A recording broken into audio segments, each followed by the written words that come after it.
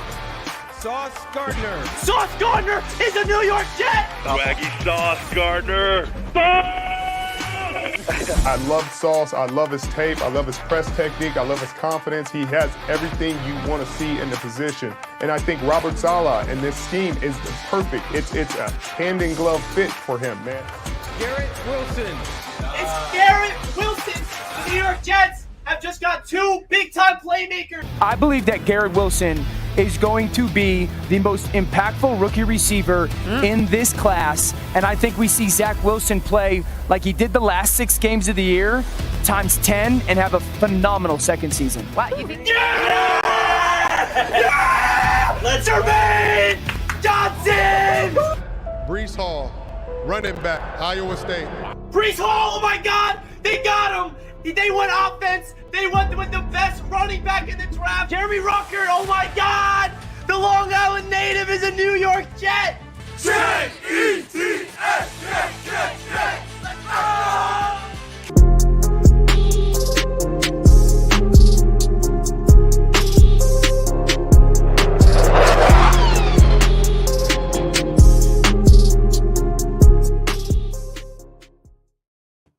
Yo, what is good, Jets Nation? Welcome back to another Jets Media live stream, and we got another special guest, Tyson. Welcome to the channel. I've been trying to get you on the channel for a while, and I'm really happy that I can finally get you on to talk some Jets. Today, we're going to be recapping everything regarding the Jets draft class. I'm excited to get into you, but first and foremost, how you doing today, my man? Well, first of all, thank you for the invite. And dude, that video intro was badass, man. That was awesome. I was getting all fired up just watching that. Thanks, man. As you can see, I was pretty pumped up when the Jets got those selections. I was screaming my head off, got to edit all those highlights together. And yeah, man, it really is. The buzz is real, Tyson. The buzz is real. And as a Jets fan, we're hearing all of so much praise, and not just from me and not just from you and not just from Jets fans, but from the NFL world, from ESPN, NFL Network. Usually we are the team that gets laughed at. Instead, we're being praised. And we're not being praised because we won any football games, but we're being praised because it seems like we're making the right decision. So before we get deep into everything regarding this draft class and the roster, what's your overall thoughts of the Jets getting praised from the NFL media of what Joe Douglas has accomplished in the 2022 draft? It's refreshing, man, because it's universal praise from prominent people. Like you said, it's not just us. It's like legitimate NFL people saying, you know what, we have a competent front office now. We have a general manager people respect. They're making, football guys making football decisions, and they're good decisions. And you're building around your quarterback. It all makes sense, man. Like there's a blueprint. They're following it. They're playing it out. How can you not like that? I mean, you have to be excited, man. It's impossible to not be excited right now. I agree. I really feel like this is a time where Jets fans can finally see Joe Douglas's vision come to fruition. And I feel like when he first got hired here, as we all know, he got hired like a month after the 2019 draft. So we had to wait an entire year to get his first draft class underneath his belt. As we look back in that 2020 draft class, not the greatest job for Joe Douglas, but then year number 2, and now year number 3 with his third draft, we're finally seeing Joe Douglas have his vision of building through the draft. So what's your overall thoughts of Joe Douglas as a general manager? Not only his acquisitions that he did this offseason, but the 3-year plan that we're seeing Joe Douglas really rebuild this entire roster. Well, we didn't really know what Joe Douglas's players were. Like his first draft, you're like, oh boy, this is getting rough. And now you're like, is that the Adam Gase factor, or is that what he is as a general manager? Because his resume is phenomenal. The guys he brought in alongside him are phenomenal. Like, how can they really be this bad? Then last year you see it, and you see the guys they get, and it was quality guys. The Elijah Moores, all these players, and you see what the mold is. You see how he wants to issue his contracts, the kind of player he wants. Then he doubles up this year with the same kind of guys, the leaders, the mentors, the football junkies, like the guys that love the game of football. You're seeing what his vision is now. And now, like going forward, we know what a Joe Douglas type player is. We didn't really know that. So now you know what a Robert Saleh kind of player is. And we're kind of like seeing the whole vision now. We're just like with McCagnon, we had no idea. Like we were a lost organization, man, for like 5 years. We had no idea what we were doing. Now you're saying, okay, now you can feel comfortable at least. No, it's not. It's got to translate to the field, of course. But dude, we're learning a lot about this team right now.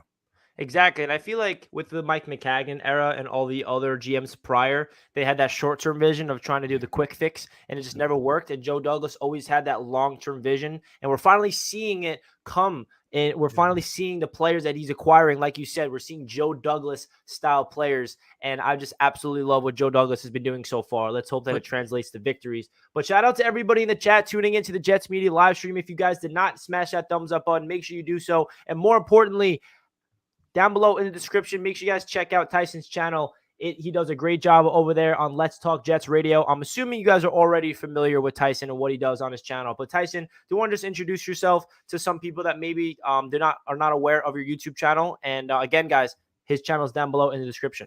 Yeah, we're Let's Talk Jets Radio. We do a bunch of streams, a lot of game day streams. We do tailgates, we do events, we do all kinds of stuff, man. We just like to have fun, man. We're not like a lot of you guys are a lot more professional than we are. We get a little chaotic. We go off the wall a little bit, but we have a lot of fun, man. So we appreciate everybody that follows us. You know, we're just longtime fans. We all have the same goal, man. We just want to see this team win, man. So we just have a lot of fun, a lot of content, a lot of not very technical stuff. It's more fan oriented, but we have fun. But the other one more thing, Richie, though, is the one change the Jets made too was Woody Johnson with the hierarchy structure too, where the coach reports to the general manager and the owner, as of now, is kind of backing off a little bit.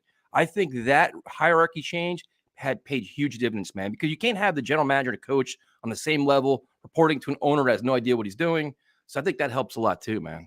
You bring up a great point because, as we all know, Woody Johnson was not with the Jets for 4 years. He comes back. Christopher Johnson was, the person in charge, and it just didn't feel like he knew what he was doing. He was part of the Adam Gase hiring. And then, Woody Johnson comes back, and they have the whole structural change within the front office. And I feel like that speaks volume because I always say to all my friends, my subscribers, I'm a Jets fan, but I'm also a Mets and a Knicks fan. It's not easy over here, Tyson. And I always say that the most important piece, that the reason why these three teams have been so bad, is the owners. Yep. And it's the structure. It all starts upstairs.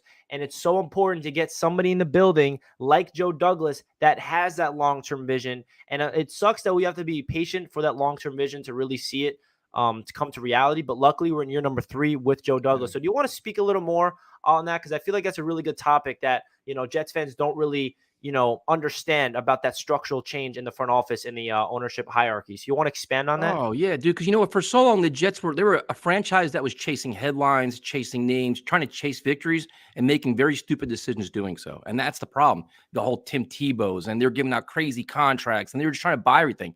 They had no direction, man. And that was ownership.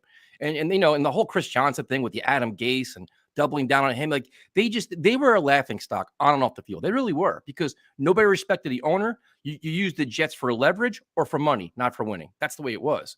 And now it's like, now you're kind of pushing him aside a little bit, other than his cringeworthy interviews, with the draft prospects, which are just awful.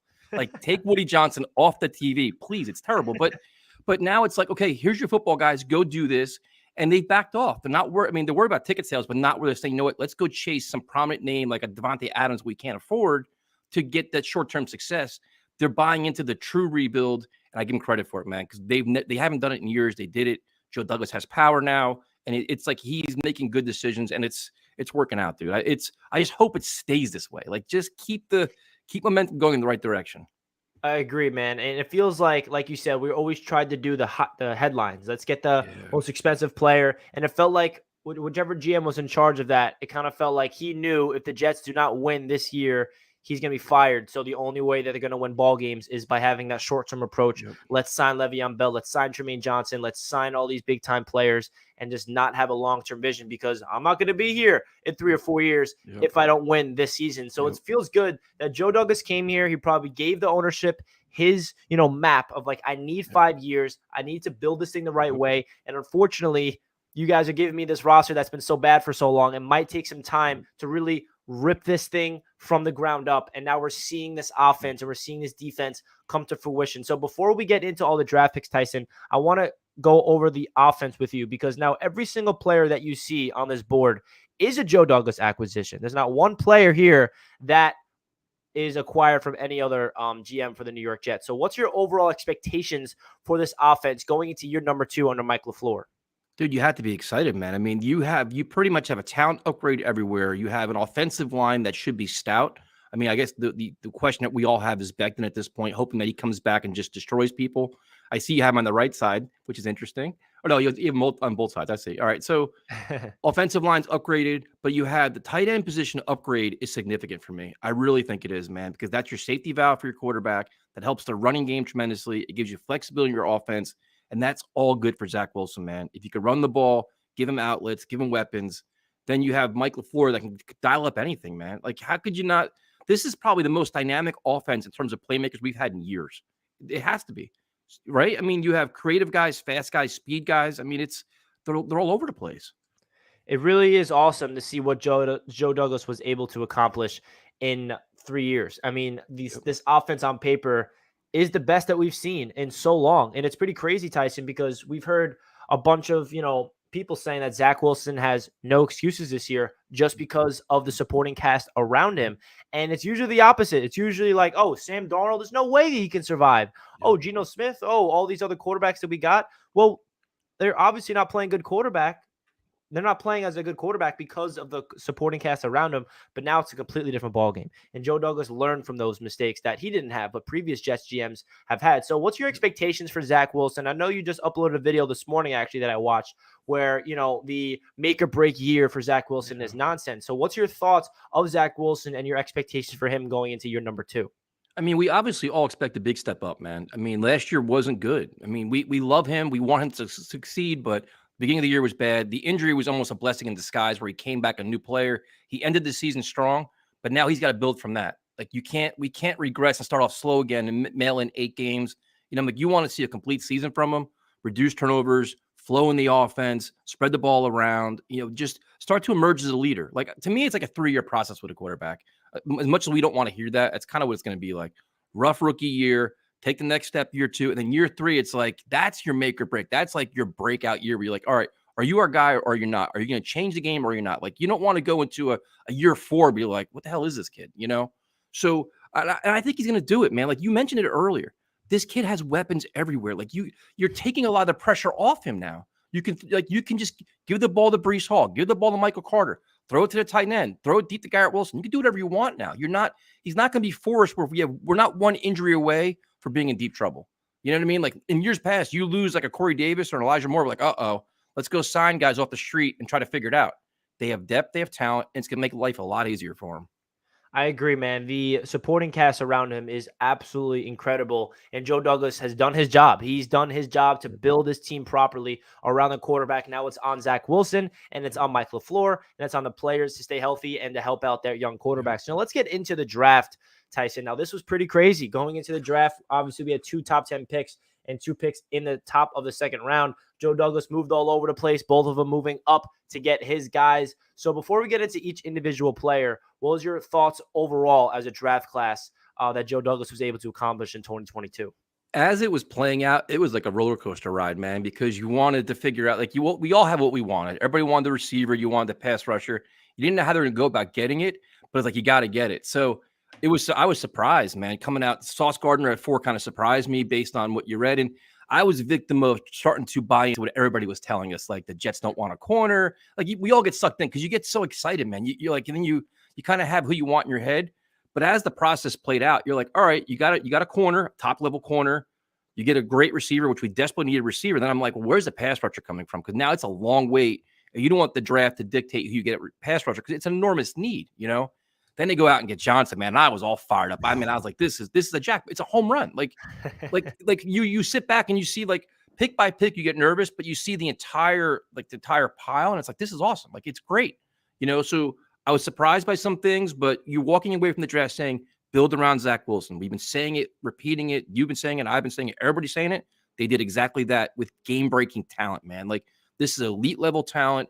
It's going to be an enormous help. Defense needed help. They got it. Offense needed help. And it's universally praised, which is, I'm not a draft expert. Like I know enough to be dangerous, but dude, it made sense to almost everybody. It really did. And I was shocked, just like you, that the Jets went playmaker at 4 and 10 on both sides of the ball. Now, Sauce Gardner has been one of my favorite players in this entire draft process. And my subscribers know this, but I always said, there's no way he's going to be a Jet because I've always heard Joe Douglas and Saleh prioritize trenches. And I know how much of an edge rusher that this defense desperately needs. And in my head, I was like, as much as I love Sauce and as much as I would love him to be on the Jets, I'm not going to fall in love with him too much because I don't feel like he's going to be a realistic option for the Jets. But I was wrong, and I'm happy to be wrong because when the Jets took him, I was like, wow, they're getting a big-time playmaker. And then when the Jets were on the clock at 10, I'm like, this has to be an edge. If it's not an edge, then it has to be Garrett Wilson, and it ended up being Garrett Wilson. And I was pumped up to get Garrett Wilson, but then back in my mind, I was like, wait a second. We need an edge. This edge rusher is the biggest hole on this defense, and without an edge, as you know, Tyson, this defense does not thrive. But like you said, the cherry on the top, which is a guy in Jermaine Johnson, which I was okay with getting at number 4 or 10, we ended up getting at 26. So now let's go pick by pick. When it comes to Sauce Gardner, what's your thoughts of him as a player? Do you think that it was the right decision to take him over a guy like Kayvon Thibodeau, and we still get Jermaine later on? And what are your expectations from him as a rookie and beyond? I mean, based on listening to the way Salah broke it down, the desire they had in third downs, it's like that, and getting in press coverage, like you have a very good secondary now. You have a lot of depth at secondary where Bryce Hall could be the odd man out, or you have like so much depth, and if somebody does go down, it helps. My one concern with Gardner, to be completely transparent with you, is I think the expectations for him coming into this season are sky high, man. Everybody's trying to compare him to Revis and Cromartie and Sauce Island and all this stuff, and I think we just got to keep it in perspective. I think he's gonna be a good player, but let's let him get acclimated to the NFL. But if you have a really good pass rush, that gives opportunities to get interceptions, which I think that's a nice asset to have. You look at the NFL now where these high flying offenses, you see the Bengals and the Chiefs and everybody else. You gotta go 4 or 5 wide. You got to have all like nickel and dime and all these guys in the secondary. So, dude, I think it's solid. It's exciting. I can't wait to see what he does, to be honest with you. Yeah, I'm really happy you said that because I just uploaded a video yesterday of my rookie profile on Sauce, and I said that we cannot expect Sauce Gardner to be that lockdown corner living up to his potential in year number 1. He's a rookie. He's going to have a mistake. He's going to give up a touchdown. He's going to have a holding penalty. He's going to have a PI. He's going to miss a tackle, and it's all about him as a rookie to learn from those mistakes and develop, because that's what it's called. That's what development's all about. Can you learn from your mistakes and not repeat them? And I'm expecting Sauce to, by the end of his rookie season, establish himself as a top corner for the future, but not be, Sauce Island in year number 1. So I know it's hyped up that we got him and he's an excellent prospect, but I definitely agree with you, Tyson. We have to make sure we cannot have these expectations for him to be, outwardly like Jalen Ramsey level in year number 1.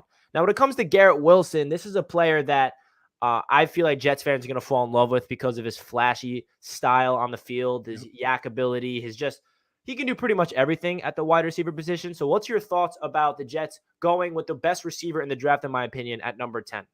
I think it's exciting. And I think it's exciting because he's not going to be relied on to be number 1 target right away, because you still have Corey Davis and Elijah Moore who could have his breakout year this year. So having these other weapons around him, I think will take the focus solely off of him. Like if he was coming here, say last year, being the only guy, then you're like, oh man, this kid's got so much pressure on him. But I think he's going to have a chance to showcase himself because there's not a lot of pressure. I mean, there's pressure because we want to see him do things, but there's all these other guys the ball can go to that will create space for him and let him be dynamic. And I think it's exciting, man. Like you can't wait to see what LaFleur is going to do with him. I couldn't agree more, man. This wide receiver room, if you want to talk about that real quick, because it really is 5 deep now. Yeah. We got Garrett Wilson in the draft, and all 4 of the guys in the receiving room are coming off the season last year. Yeah. Corey Davis was that free agent signing. And I always feel like, in my opinion, Corey Davis is never going to be a number 1 receiver. He thrives when he's a number 2 or number 3. And that's exactly what he's going to be in this offense. Yep. Elijah Moore, I think, is going to become a really good player for this Jets team. Yep. Even Braxton Berrios is such an underrated re-signing for this Jets team to be that gadget guy. And then Denzel Mims in year number 3. So what's your thoughts about this wide receiver room and your expectations for them with Zach Wilson in year number 2? Plenty. You said it perfectly, man. Plenty of playmakers. Plenty of they're going to be dynamic. When you have Berrios, can you do a lot of things with him? I mean, me personally, I don't expect much from Mims at all. I think the articles coming out now are probably trying to build this value. Maybe he's considering me trading him, but if you get something out of him, that's great. But other than that, like you said, Corey Davis is a good number 2. He's a good mentor for all these young kids because he was a former captain. He's a leader. He's got good work ethic. If he can help mentor, Moore and Wilson, that's great. But we're not one injury away from being in deep trouble. And that's the most important thing. And you have just the ability to spread the field more. So it's a huge upgrade.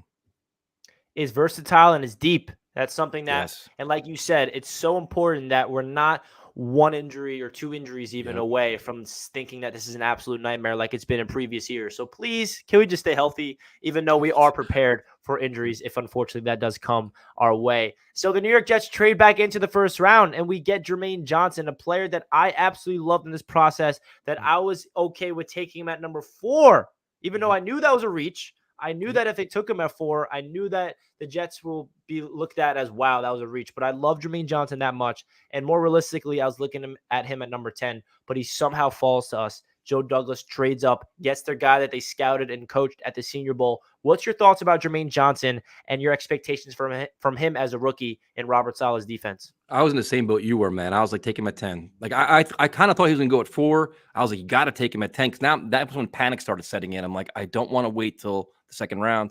They get him. And the point you made was really good. It was Senior Bowl. They actually saw the kid. They saw firsthand what he's made of. I had a chance to talk to Lee J. Douzable about a week ago, and he raved about him, man. He absolutely loves this kid by watching him firsthand. So the cool thing is he can learn from Carl Lawson. He can learn from these guys. Like, you have a great mentor on Carl Lawson to help him out. I think he's be dynamic and physical. He's going to add a whole nother presence to the defense, which we desperately need. So what to expect? I mean, to me, it's like Sauce Gardner, dude. I don't want to say, you know what, this got to be a 12-sack year, got to be a 10-sack year. Let the kid get used to the NFL, the speed of the game, the physicality. Because like after your first 5 or 6 games, teams are going to make adjustments. Okay, we know what your moves are. Now we're going to change up how we defend you. So, but I mean, he's going to have a huge impact. And then the way Saleh uses his pass rushers, where he keeps rotating everybody in and out, he'll stay fresh. So I think I'm curious to see how these guys act in the fourth quarter of games, where in the past the Jets couldn't close games out or struggle with that. I'm thinking this is where they make a big difference. Yeah, and I think a big factor to that you make a good point is they're going to be fresh. You know, Robert Saleh has like a 10, and we're 10 deep. Talk about depth. I mean, the defensive line is as deep as you can get on this entire roster. And the whole perspective of why they don't have 6 guys in the rotation, instead they have like 8 to 10, is because they want their legs to be fresh for the fourth quarter, because that's where you need to get to the quarterback most importantly, which is why I feel like the system is going to thrive with the depth that we have here. So now I think the biggest surprise for this draft class for me was Breece Hall. That the New York Jets and Joe Douglas value the running back position, because going into the draft, I wanted a running back. I felt like we needed a guy to complement Michael Carter, but I didn't look at it as a gigantic need. But Joe Douglas was like, no. We're going to get the best running back in the draft, and we're going to be aggressive to get him. They almost tried to trade back into the first round, Tyson, but they ended up not. They trade back in. They trade up above the Houston Texans. They burn a 5th rounder. They get this playmaker to add to the running back room of Michael Carter and Breece Hall. So what was your thoughts when the New York Jets decided to go with the best running back in the draft? And did you think it was the right move to get a playmaker in Hall? I was completely floored. I was thinking safety. I was thinking linebacker. I was thinking defense, to be completely honest with you. I'm like, all right, because there was other value there. But then when you saw it, like, you can't hate it. Like, you just can't, because it's like you want to, I mean, ideally the Jets want to run the football, man. The best way to, control the clock and take pressure off Zach Wilson, establish the running game, especially in bad weather games and everything else. If you can do that, it changes everything. But now you get another guy that can not only run the ball, catch the ball out of the backfield, take advantage of his speed against linebackers and safety. So initially I was shocked, and I was like, all right, we still need speed at linebacker. We need to upgrade there. But like, you got to like the pick, because if I'm staying true to myself, it's like build around Zach Wilson. We got to keep saying, make this offense as dynamic and as explosive as possible. And it helps you do that. So once you kind of digest it a little bit, you're like, all right, a little shocked. I understand it. I respect it. And then a combination of Carter and Hall, dude, like it's a good 1-2 punch. Yeah, like, it's crazy how amazing Michael Carter looked as a rookie. Yeah. And I was expecting the Jets to get his counterpart, but instead they got a player who is probably going to be getting more snaps and more carries than Michael Carter. And that's nothing against Carter, but Carter did split carries with a really good running back in college in Javonte Williams. So he's used to it. And I'm really excited to see the dynamic between Hall and Carter. And you hit it on the nail. I was expecting defense. I'm like, okay, linebacker and safety is the biggest need. But then right when Darrelle Revis was coming out there, I thought to myself, knowing Joe Douglas, I have a feeling he's about to get a player that has something to do with Zach Wilson. And that player might be Hall, because he is a guy that will take this offense to another level. And what's your thoughts about that? Because it's obvious that Joe Douglas is prioritizing nothing else more than building around Zach Wilson. I personally am okay with sacrificing linebacker and safety depth if that means getting playmakers for Zach Wilson, even though that it is true that the linebackers and safety unit is the weakest spot on this team. I mean, this is where the NFL is heading, man. It's all about offenses. And you want to know what you have in Zach Wilson. You don't want to have any questions. You don't want to have any excuses. You want to be like, oh, we could have did this.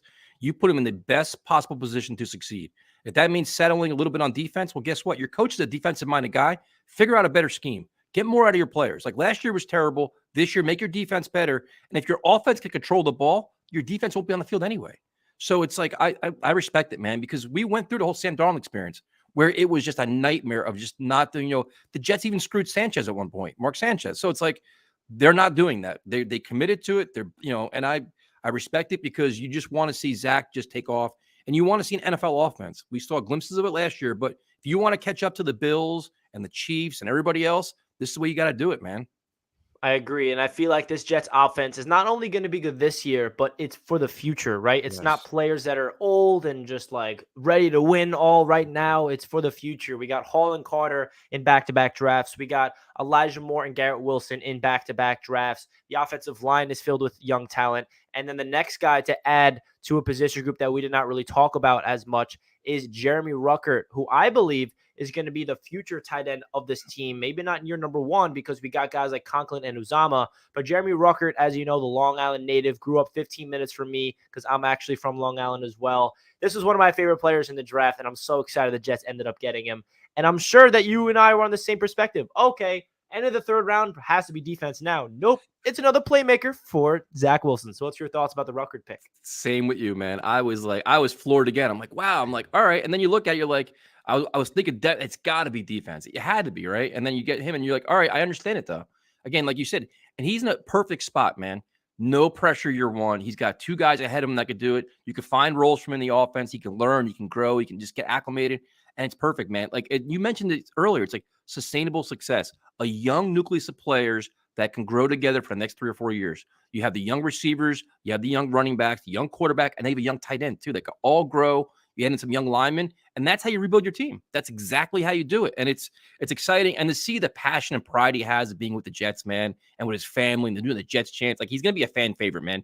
He can catch a pass for 3 yards. We'll be like, yeah, there he goes. Like we'll be all fired up and stuff. But great story, great kid, and he could be a good fit in the offense. He can be. And the one criticism I had for Joe Douglas heading into this offseason was him ignoring the tight end position because it's been bad for years before he got here. And while he was here, he did not do anything to upgrade this position until this season by getting a completely new room with CJ Uzama and Tyler Conklin and Ruckert. I think all three of these tight ends are the best. Like you can say Ruckert is the best tight end that we've had outside of just those two in the past couple of seasons. So what's your expectation level and your thoughts of this entire tight end room with the additions of Tyler Conklin and CJ Uzama? Oh, I was doing cartwheels. I'm a big Conklin fan. I like him a lot. I was shocked Uzama came here, to be honest with you, from a Super Bowl team to here. But it's like this is what the Jets have needed for years. I mean, years. Sam Darnold never had one. I mean, that's the biggest. You look at all the offenses, it's your safety valve, man. A big guy over the middle, opens up other things, keeps everybody accountable, helps you in the blocking. And that's probably Joe Douglas' biggest win. A huge upgrade. That room is completely revamped where in years past, if we had one of these guys, just one of them, we'd be happy. Now you got three of them. Right? Seriously, if we had just Conklin or Uzama, we'd be like, we're set at tight end position. No, now we have depth. Now we have guys that you can put two at the same time. You can put probably all three at the same time if you wanted to. So it's awesome, man. Could not be happier. Right? It just feels like Joe Douglas's, and I've said it so many times in this stream already, but the vision is finally seeing it, man, because I always said, I love Joe Douglas, but what's his obsession with not getting real talent at tight end? We saw it last year. Beginning this season, they were trying to run 12 personnel. We didn't have the right talent to do it. You know, Tyler Kroft, Ryan Griffin not getting the job done. And then LaFleur had to adjust in the back end of the season and just not run that personnel. Now, Joe Douglas, I'm sure LaFleur had a big reason for it. He's like, hey, Joe Douglas, if you want this system to work, you got to get me damn tight ends. And it's exactly what he did. Jets fans should be excited about what he did to overhaul that entire position. Now, getting into the last two selection, we got Max Mitchell and Michael Clemons. So to round out the draft, they go trenches on both sides of the ball. Yep. Let's start off with Max Mitchell. Now, he's a player that is extremely versatile. He's raw. He's a guy that's going to be developed. You know, he's looked at as a swing tackle this year, can play all over the line. What was your thoughts when the Jets went out there and got the product of Max Mitchell? I don't know a tremendous amount about him, to be honest with you, but I just know he's versatile, and they need it, dude. You got to develop offensive linemen here. I mean, there's been like every other position group, whereas one guy went down, you're bringing in guys like, McDermott and those guys. You're like, oh, man, like this is Zach Wilson going to get killed or we can't run the football. So if you could start grooming them, because that's ideally what you want, is you get a guy now, and a year from now or 2 years from now, he could be a starter. So that's kind of the vision. And you can see Joe Douglas likes versatile linemen, man. Like you don't want you just kind of stagnant at one position where you can kind of swing around and play multiple things. So, and I think they coached him too in the Senior Bowl, didn't they? He was on the other team. But they saw him in the Senior Bowl. Yeah. So that's the other thing too. It's like they have some kind of familiarity with it. So the Senior Bowl paid huge dividends for the Jets. I mean, it was great access for them. But listen, man, the trenches is what they do. Hopefully Joe Douglas is that kind of offensive line guy that we think he is. And this could be like, a diamond in the rough here. Yeah, this could be. And he's actually the highest graded offensive tackle according to PFF in football last year, 94.8. And I just feel like he has great hands. He has great athleticism. The only thing he needs to do is just put on some weight. And the best part Yeah. about it is we're not expecting him to do anything as a rookie. And like you said, this pick is more for the development for the future. He could be that long-term depth option, or hey, he could take over a tackle spot down the line if George Fant does not get an extension.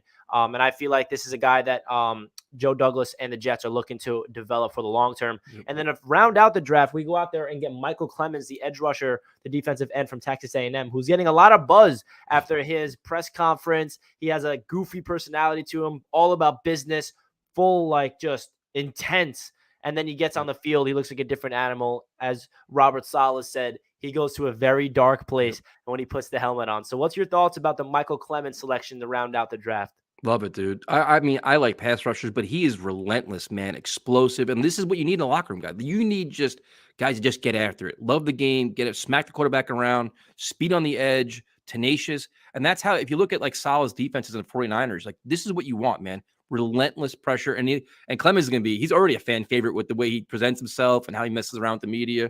But he is crazy physical, man. And that's what you want. You want to have like to me, like I want to go back to the Rex Ryan days where our defense could smack people around a little bit, like have an edge, like where people are actually scared of the Jets defense.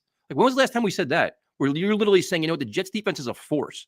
That's kind of what you want to bring back. I think when you have pass rushers like him, like I expect things from Lawson coming back. That's exactly how you change the game. Yeah, and you bring it up, man. This Jets team, even though we've been bad for a decade plus, the defense has been the backbone. The defense has been what this Jets identity has been. And it's crazy coming off a season last year when we were bottom in the league. So let's talk about this defensive line because the defensive line looks legit. Let's bring in the graphic I have of the entire defense of depth chart. So what's your thoughts of not only the defensive line? You know what? Let's start off with the defensive line because we got a lot of players on here that I couldn't even fit every single player on the roster because there's another guy in NA that we got to end off the season. So when it comes to this Jets defensive line, is this the year that we're finally going to get to the quarterback consistently? Because I think we both know that's what's going to make or break this defense. Yeah, I mean, this is a monster year for Quentin Williams, man. This is a monster year, especially if you have John Franklin Myers next to him. I mean, they should get a lot of force. You get Carl Lawson back. You have Rankins. I mean, they should generate a lot of pressure up the middle, on the outside. They should be able to dominate and take advantage of things now. I mean, there's no reason why you say, oh, one guy's getting double teamed. Well, if he's getting double teamed, somebody's going to be open, and they should be like a legitimate pass rusher or force guy. So it's been upgraded. It should be stout, and we should see nothing like we saw last year, which was embarrassing. And the best thing that comes to my mind with this defense right now going into year number 2 is not only do we add players in this offseason like DJ Reed and Sauce Gardner and Jordan Whitehead and Jacob Martin and Jermaine Johnson and Clemons, we're also getting some guys back that did not play at all last year that was supposed to be part of the defense.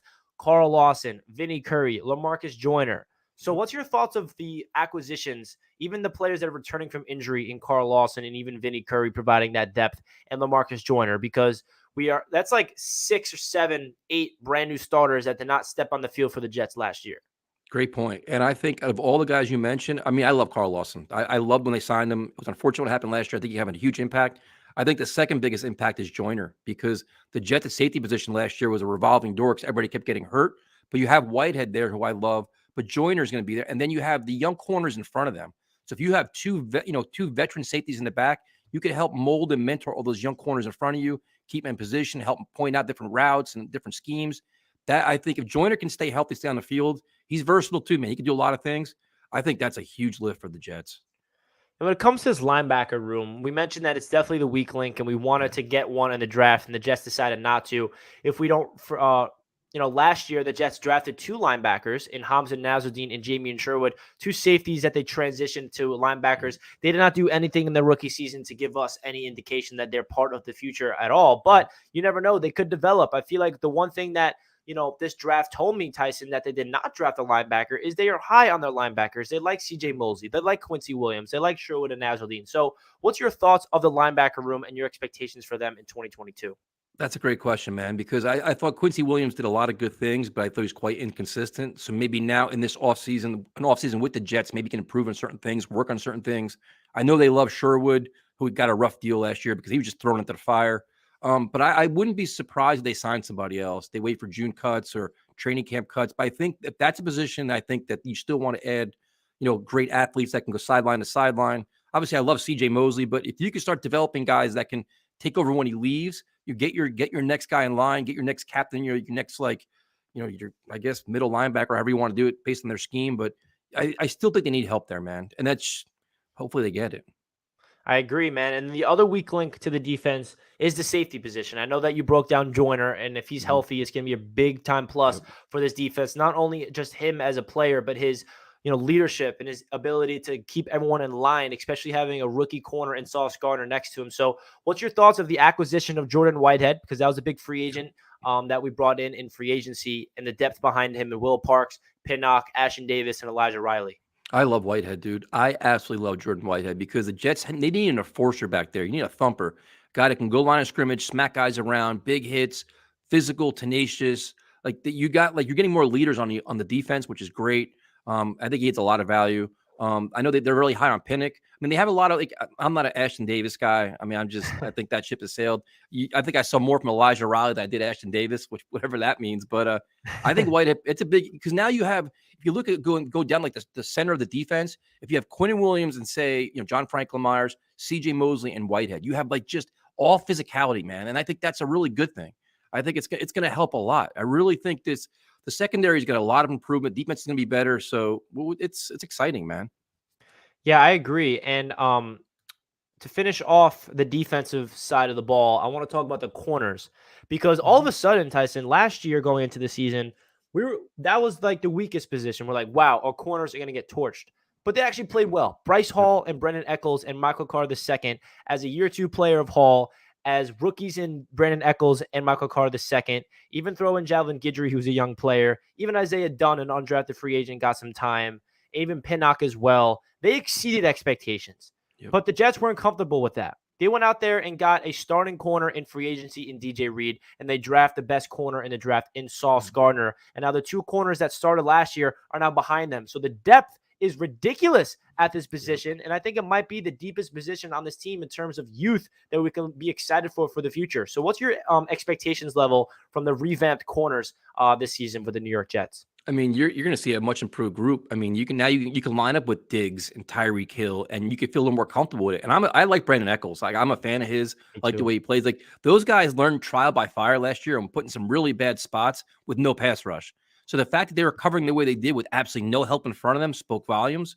And like you said, you have depth now, and that's important, especially now with these offenses are high flying, man. They're going 3, 4, 5 wide. You've got to be able to adjust to it. Michael Carter did really good. And you have Javelin Guidry too. I think it's exciting. You have depth, you have talent, and the other positions.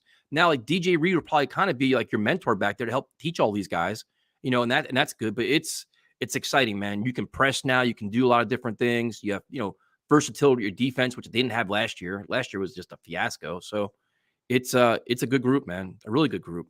A big bright spot last year, and he's actually the only 2021 draft pick who's projected to start this year, who I think is one of the most underappreciated players on his defense, is Michael Carter II. He's going to be the slot corner for us this year. I'm expecting big things from him. I'm not expecting him to become a star or anything, but I feel like he's going to be an extremely solid player, where we got our starting slot corner in the 5th round last year to develop for the long term, and he's going to be impactful in year number 2. Remember, he sacked Tom Brady last year. He had a bunch of plays over the middle. So what's your expectations and your thoughts of just Michael Carter II being the starting slot corner going into year number 2?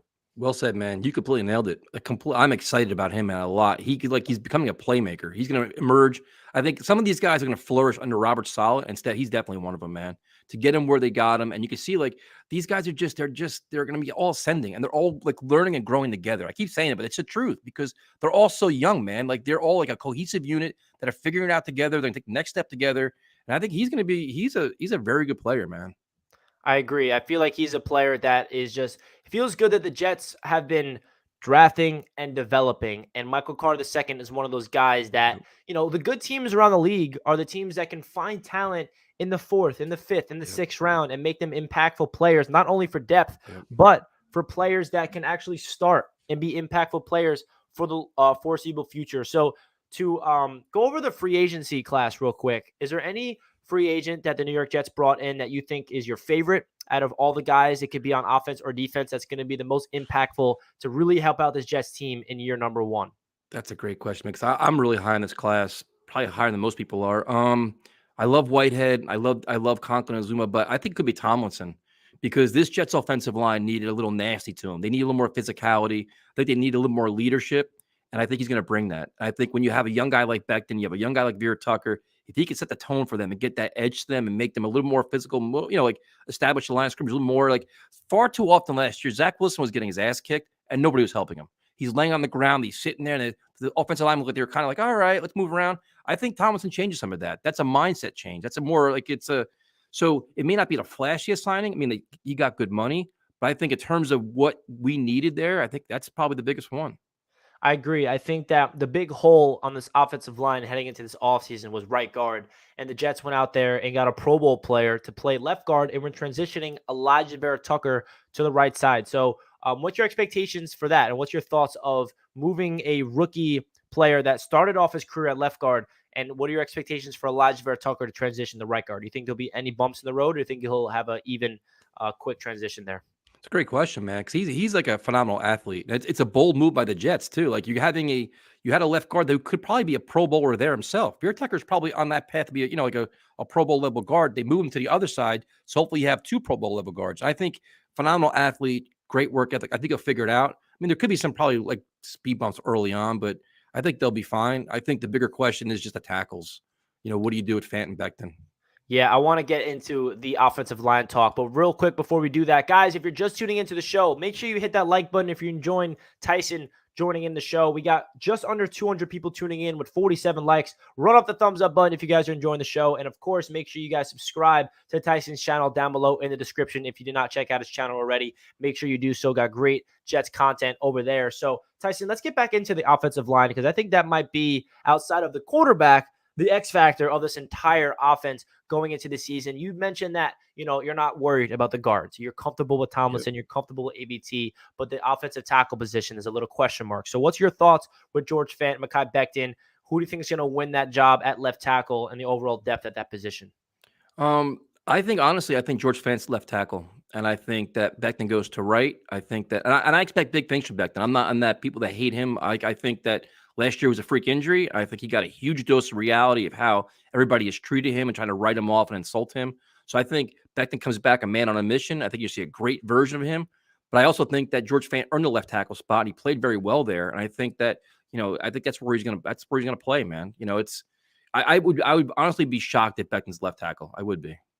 And people need to remember about Mekhi Becton. And yes, he was injured last year, but what he did as a rookie was amazing. He didn't have a perfect season, wasn't the best tackle in the NFL, but he showed flashes of why he was the Jet selection and Pro Bowl flashes where he would go up against Aaron Donald and move him when we versed the Rams that year. He went up against Nick Bosa and actually just destroyed him, and Joey Bosa as well. So as a rookie, Mekhi Becton showed the potential to be great. Year number 2, unfortunately, went down in week number 1. All we need Mekhi Becton is to be healthy and just make a slight improvement from his rookie season. And I'm okay with him being on the right side. He has experience in college. He's going to be with AVT. Can you imagine the running plays to that right side with Hall and Carter, Tyson? Does that just make you just want to run through a wall? Because that running game, the one thing I will say about this offensive line, I'm expecting high things this season in the run game.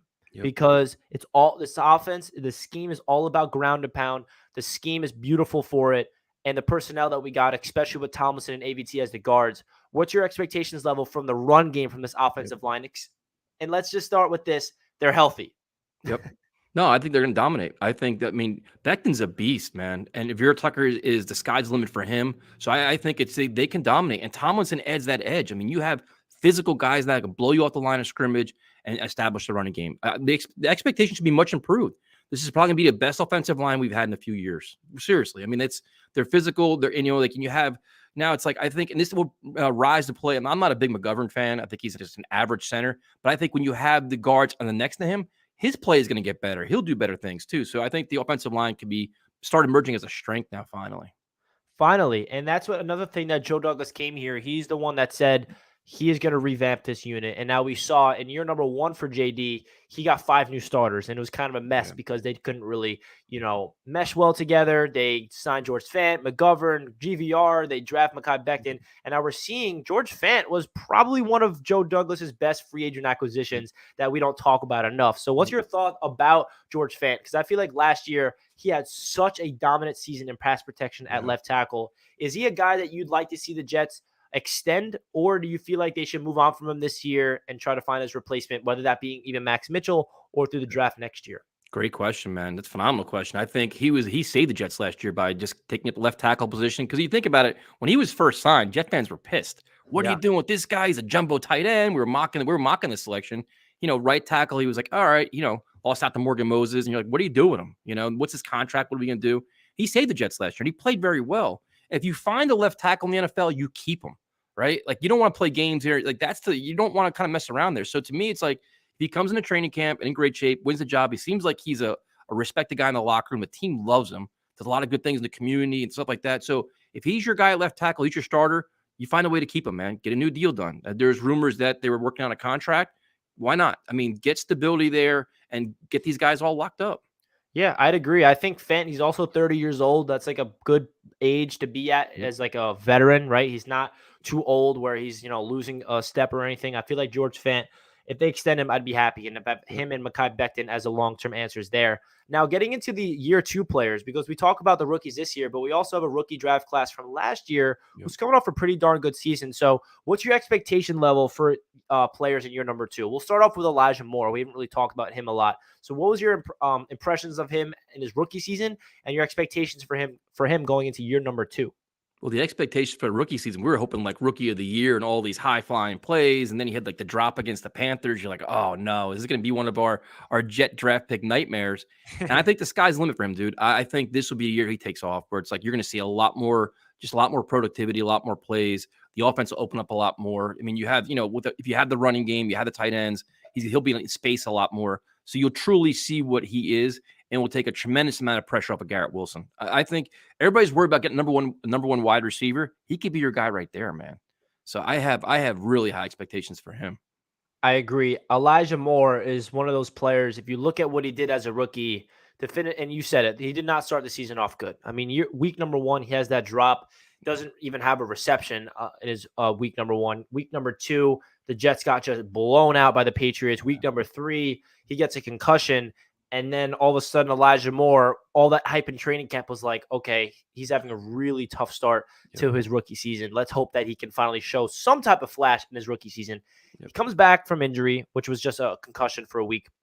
Mike White gets in there, and then Zach Wilson returns. And Elijah Moore, for the 5 games or 6 games in a row, was putting up ridiculous numbers, where if you stretch those 6 games to a full 17-game season, he's having one of the best seasons as a Jets receiver in franchise history. And it's unfortunate that he had to get injured, because if he did not get hurt, I'm pretty sure he would have kept up that trajectory for the remainder of the season. So I feel like Elijah Moore, like you said, Tyson, he has number 1 receiver potential written all over him. He just needs to stay healthy. And with the addition of Garrett Wilson, the future's bright, because they're both of the route running, their speed, everything about it. I'm expecting high things. As you can tell, I am invested in him. I got my Elijah Moore jersey hung up behind me. So we talked about Elijah Vertucker already. We talked about Zach Wilson already. Let's talk about Michael Carter, because Michael Carter is a player that also showed a lot of flash in his rookie season on the offensive side of the ball. Obviously, we drafted Breece Hall. So now what's your expectations for Michael Carter and his role in this offense, balancing it with Hall? I'm an enormous Michael Carter fan, an enormous fan. I love the way he runs the ball, catches the ball at backfield. He picks things up fast. He fights for every yard, which is big. I mean, there's no quitting him. A leader. He does a lot of really good things, man. I think you made a point earlier, which I agree with. I think as the season plays out, I think Hall probably gets more opportunities than Carter does, but that's fine though.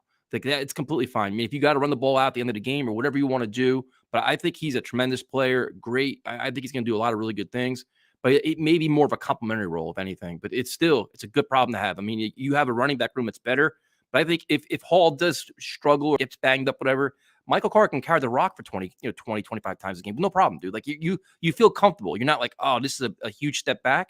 He's a good player. I agree. And I feel like we should not look at Michael Carter as running back 2. we should look him at as running back 1B because he's going to have a big time role in this offense. Just because we draft Hall does not mean the Jets do not like Carter. We know that this offensive system is all about getting a running back committee approach. That's exactly what they're doing. And Breece Hall even got asked about it as a press conference at rookie minicamp. I think they asked him, what's your thoughts of, not being the guy, not being the workhorse, not being a 3-down back, because that's what you've been his entire life. And he said, you know what? I'm okay with that. I don't want to take more toll on my body. I'm excited to split carries with Michael Carter. I feel like it's going to be a really good dynamic.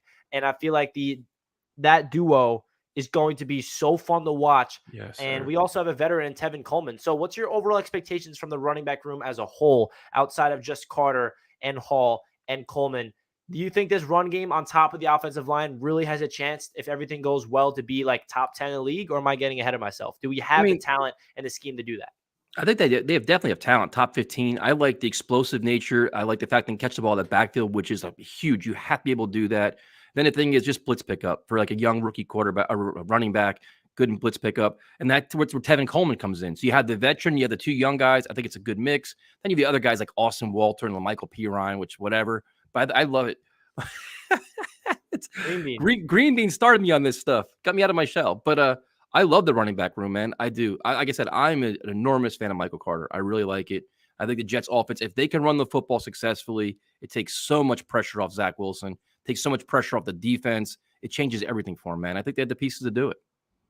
I agree. Shout out to Green Bean in the chat. It's good to see Tyson making it out more these days, the OG.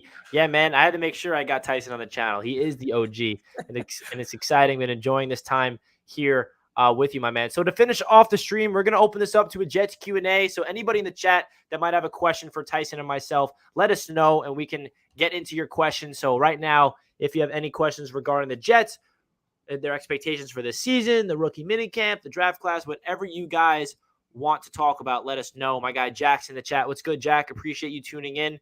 He's a great friend of mine that's always on the show. He was in that video of us reacting to all those picks. Appreciate you, Jack. Got to get you on the channel soon. So yeah, let's see if any questions might come in. Tyson, again, I appreciate you tuning in. I got a question for you, man. Oh, let's hear it, man. So what are your expectations for the season, man? How many wins as of, what is it today, May 10th? Yeah, so every time I got this question, I said I'm not going to answer it until the draft is wrapped up. So now I can answer it because now I can finally see what this Jets team is looking like. I think the minimum should be 7 wins. I think anything below 7 wins would be a disappointment. I think that the talent that we have on paper is to the point where 7 wins is the bare minimum. Now, I feel like we could get 8. We could get 9. If everything clicks, we could get 10. But at the same time, I am realizing that this season for the Jets is more about, for me personally, I want them to be competitive in December, playing meaningful games, not really have a playoff mandate where if we miss out in the wild card, we miss out in the playoffs, it's not the end of the world. But I will say this. Next year, I am looking at this team to go for the division. I think that we have a chance with Zach Wilson, year number 3, with year number 3 with Saleh in the system is where everything will really explode to be a team to be like competitive in the entire conference. But when it comes to this season, my expectation is a little less. I don't want to, expect them to take over the league just because we have got all this hype. So I'm expecting around 7 to 9 win range. I want to ask you that same question. What's your expectations and win losses for this year? I'm with you, man. I think it's going to be 7 wins is the minimum. It has to be. I mean, you won 4 games last year, significant upgrade in talent. Year 2 for a lot of guys, including your quarterback, your head coach. I mean, you've got to see much more competitive football. And I think the improvement on defense will speak volumes alone. The improvement on defense should win you a lot more games because the defense was invisible last year for the most part. So I'm with you, man. 7 wins. And I think, like I said this earlier, I think the Jets they've always had like the bad injuries, the bad penalties, unfortunate turnovers, always the bad breaks. You get a couple good breaks, and that 7 wins is 9 wins. And then you're talking, hey, you know what? Let's get a good break and make a play, make the playoffs, or like the wild card or something. But we should be in the mix, man. We can't get blown out every week. You don't want to be sitting here in November talking about drafts. Like I'm so tired of our Halloween shows. We're talking about friggin' drafts and mock drafts, and let's have a year we can talk about like in December. We're excited to go to games. Like we want to go to MetLife and watch them play and not be surrounded by opposing fans. You know what I mean? Like that's what we should expect this year.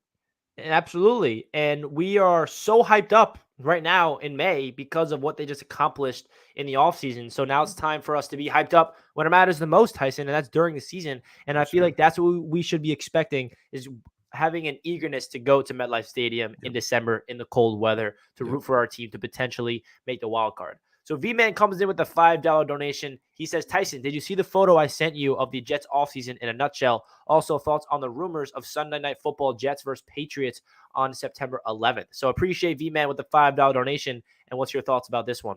I didn't see the pitch yet. I can look it up. Sunday Night Football, September 11th. Obviously, I'm an older person, man, so I was around for that whole 9/11. I work right across the street from there, so it's near and dear to my heart. And there's a lot of emotional times with Jets Cowboys when they played there. So if the NFL decides to do that, I think it'd be a great tribute. I think that both New York teams should play, on September 11th in New York. Wish they could, you know what I mean? Like, or have one on Sunday, one on Monday, but I think they won't do that. If they did, it'd be awesome, man. It'd be an awesome environment, great way to kick off the season. I think it'd be tremendous. Yeah, the rumors, we'll find out if this is true on Thursday. The schedule does release then. Sunday Night Football on 9/11 against the Patriots would be a really big deal of emotion. The Jets fan base is going to show up. It's going to be buzzing. It's going to be just a very special time. And I'm all for it if this is the case. And the Jets haven't been on Sunday Night Football since 2011. And the other thing, too, is what better way to start the season by beating the Patriots? Like, let's stop bowing down to the Patriots and let's set the tone. Week 1, set the tone and beat them. Smack them around, beat them up, get the win. And then you know what? Now we're in the right direction. Like everybody says, well, get the easy win. Play against somebody. No, play them. Who cares? Like, let's not be scared of people. Let's go after it. I love that approach. Absolutely love that mindset. Let's squash them. Bill Belichick, we're coming. Green Bean has a question for you. Would you prefer the rumor of playing the Pats opening night or true, or would you rather play the Jags? Oh, well, you kind of already said this. So Jags or Patriots week 1? Patriots. Let's go for it. Set the tone, man. Let's get after it. The crowd will be insane anyway. Everybody's ready for the season. Raucous crowd. And let's set the tone. Bring out our best right there right off week 1. I will say opening day last year was against the Patriots, and I had that same mindset. Yep. And the energy was amazing. And then we knew what happened that game. So let's hope that that it goes our way this time. My guy Jack has a question. Which first-round pick will have the biggest impact in your number 1? So who do you think, Tyson, out of all the rookies, who's going to have the most impactful season in your number 1? Man, that's a great question. Man, I'm going to say Hall. I'm between Hall and Jermaine Johnson. I don't know. What do you think? Yeah, I think it's between Garrett Wilson and Hall for me, just because I think it's going to be Hall because he's going to get more looks in the offense. But Garrett Wilson has a chance to really be special because I feel like he has that ability to be great right away as a rookie, like a Jamar Chase or Justin Jefferson. Not saying I'm not expecting him to do what Jamar Chase did because that's just unrealistic. What he did is an outlier. But I think it's between Garrett Wilson and Breece Hall, and not Sauce because we're not going to hear a lot from him because he's going to be locking down that side. Right? Yep. Quiet from that side. HD Marino with the $5 donation. I appreciate you, my man. He says it will be almost statistically impossible for our defense to be as bad as last year. We got so many guys back from injuries and more. Yeah, I agree. And we broke down this earlier on the stream when we had the depth chart on the screen. And I said that not only are we adding Jordan Whitehead and all these guys in free agency in the draft, but we're getting guys from last year's free agency that did not even touch the field in Carl Lawson, LaMarcus Joyner, and Vinny Curry. So what's your thoughts about Marino's super chat here? Well, it's funny because everybody keeps saying how there's no excuses for Zach Wilson. Well, there's no excuses for Robert Saleh and Ulbrich this year either. Because last year's defense was horrendous. And it was like, oh, we don't have like the players. We don't have this. We don't have that. It wasn't the scheme. It was the player. Well, now you have players, man. There is no reason why you can't get a pass rush. No reason why you can't stop the run. It has to be significantly better. And that's where it starts, dude. I think he's right. He's absolutely right. They've got to be a lot better. And there's no excuses for Saleh at all. I agree. There's no excuse for Zach this year. There's also no excuse for Saleh's defense and Jeff Ulbrich. The talent is there, unless there's another crazy injury that will happen, which, please, if there's an injury, just happen during the season, not like training camp before we can even get to see these guys out there, because that was just, oh my gosh, that was depressing. But I saw a good question in the chat I wanted to get to. But you know the one thing that I think I saw in the chat, but I can't find it. The one thing I want to see from this year, Tyson, and I'm curious to hear your thoughts of this, is to be probably the most important thing that I want to see happen. Be competitive within the division. Win games against the Patriots and the Dolphins. If we get swept by the Bills, I can accept that because they're that good of a football team. But what's your thoughts about trying to close the gap in the AFC East? How do we match up against the Patriots? How do we match up against the Dolphins and even the Bills? Did you have to? That's how you start coming in the right direction, talking playoffs and talking 9 wins and 8 wins. It starts in a division. And that's why when somebody asks about the Patriots, play in week 1.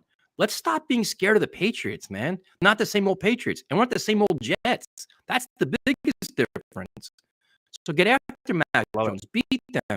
And then the whole thing with the Dolphins are a good team, man. But I'm not, I mean, is 2 of their guys, we have no idea. They added some good playmakers. Go after the Dolphins too. Like, let's have a mindset. Like, we're always worried about what everybody else has. Let's be proud of what we have and give them our best shot now and be competitive with it. Now, the Bills are the class of the division. They are loaded, man. I mean, they're just top to bottom, a very good team. But hey, man, if you can make it more competitive, maybe steal game, you never know. But like, we'd be significantly more competitive than you. It's only walk. I love it, and don't be afraid. I was right out of the gate. So I'll get on this topic before we end off. Seeing Zach Wilson pictures, seeing all the reactions, he put on a little muscle. He looks a little, like he grew into his body a little bit. Do you think that this is something that, we should talk about, that it's important for Zach? Because I feel like him as a rookie, when I first saw him, I'm like, all right, he definitely should, at least I hope, grow into his body throughout his progression in the next couple of seasons. So did you see the pictures of him at OTAs? And if you did, what's your thoughts? I think it's great, man. That's exactly what you want. He's got to grow into his body, get more physical. He took a beating last year, just stronger to endure the NFL seasons. I think it's great. I think it's exactly what you want from him. Cool, man. Cool. So apparently we are lagging out a little bit, everyone in the chat. So we're going to finish off the stream right now. Tyson, it was a great discussion that we just had about the New York Jets. It was a pleasure to finally get you on the channel. Love to have you on again in the future. Anything you'd like to say before we end off the stream and what you got going on in your channel? Bro, you're like a professional, man. You should be like an ESPN or something. You're better than this has been phenomenal. So thank you for inviting me. Definitely appreciate it. Anytime I want to have you on our show, dude. You got to come on, have a good time with that. And anytime you want to do this, man, I am 1,000% in. This was a blast. Dude, I would love to hop on your channel whenever you want. Just shoot me a DM or shoot me a text, whatever. And it was a pleasure to have you on the show because I've been watching your channel for a long time. You've been an OG in the business of just talking Jets on YouTube because this Jets fan base, we've been bad for so long, but the passion that we have, the content creators with the amazing fans that we have in the chat, the community is real, and I'm sure that you have a great experience of connecting with all the fans through your own channel, and I appreciate you doing all your great stuff and continue the content that you're promoting and producing over there on your channel. And guys, please make sure you go down below and check out Tyson's channel. That is linked. And he does great Jets content over there, doing amazing Jets stuff. So, guys, that does it for this video. I appreciate all the support. Make sure you hit that like button if you guys are not already. And expect more Jets content coming your way in the next couple of days here on Jets Media. That does it for this one. I'll catch you guys in my next video. Let's go.